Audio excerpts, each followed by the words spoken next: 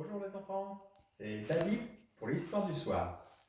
Et ce soir, c'est un conte qui s'appelle Le Petit Moineau. Chez les moineaux, tout se passe exactement comme chez les hommes.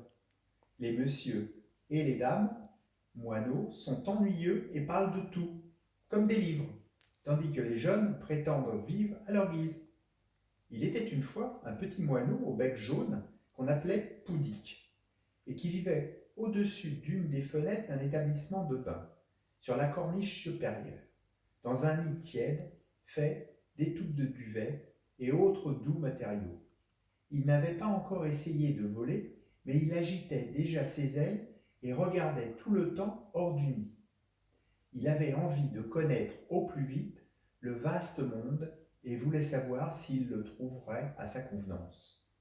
Qu'y a-t-il? Qu'y a-t-il? Lui demandait sa maman moineau. Il secouait légèrement ses ailes et, regardant vers la terre, il pépiait. Que c'est sombre, que c'est sombre! Son papa voltait vers eux, apportant un insecte à Poudic, puis s'en glorifiait. Gentil, gentil, maman moineau approuvait. Gentil, gentil. Et Poudic gobait l'insecte et pensait de quoi se vanter vraiment. Pour un ver à pattes qu'ils m'ont donné, en voilà une affaire. Et il cherchait encore à s'avancer hors du nid pour tout voir. Petit, petit, s'inquiétait la mère, attention, tu vas tomber. Tu dis, demandait Poudic.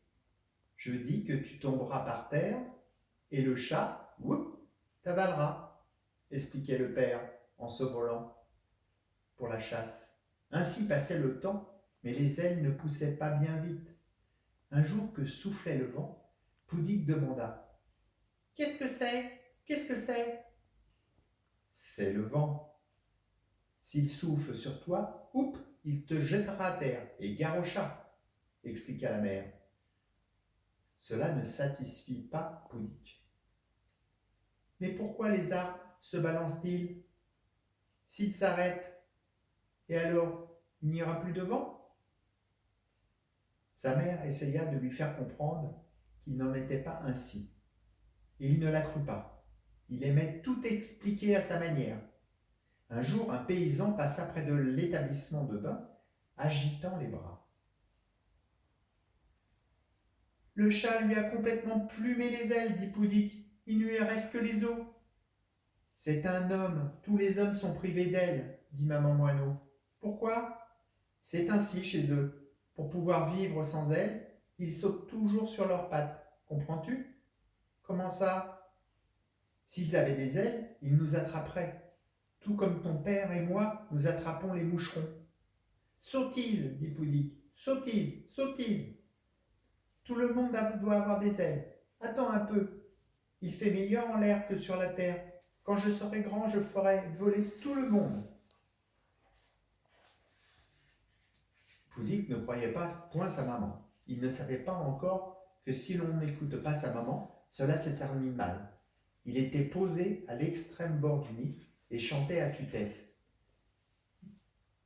Et bonhomme sans ailes, monté sur deux pattes, tu es grand et pourtant les moucherons te mangent. Moi je suis petit, ça c'est vrai, moi je te les mangerai. Il chanta si bien qu'il tomba du nid. Maman moineau se précipita à sa suite. Mais voilà que surgit le chat, un chat roux aux yeux verts. Poudic, effrayé, écarta les ailes, oscillant sur ses petites pattes grises et pépia. Très flatté, très flatté. Mais maman moineau, le repoussant sur le côté, plume ébouriffée, redoutable, intrépide, le bec ouvert, visant les yeux du chat. Va-t'en, envole-toi. Poudic, envole-toi, sur la fenêtre, envole-toi. La terreur souleva de terre le petit moineau. Il sautilla, agita ses ailes, une fois, deux fois, puis hop, sauta sur la fenêtre. Sa maman le rejoignit. Alors, sans queue, mais toute heureuse, elle se posa près de lui becqueta la nuque et lui dit « Tu vois? Tu vois ?» Et quoi? Dit Poudic. On ne peut pas tout apprendre à la fois. Assis par terre, débarrassant ses pattes de plumes de maman moineau, le chat roux aux yeux verts, les regardait, miaulant plaintivement. Miaou, moineau si tendre. Miaou, meilleur qu'une souris. Miaou, dommage. Et tout finit pour le mieux, sauf pour maman moineau qui restait sans queue. Voilà les enfants, c'était l'histoire du petit moineau. Bonne nuit, gros bisous.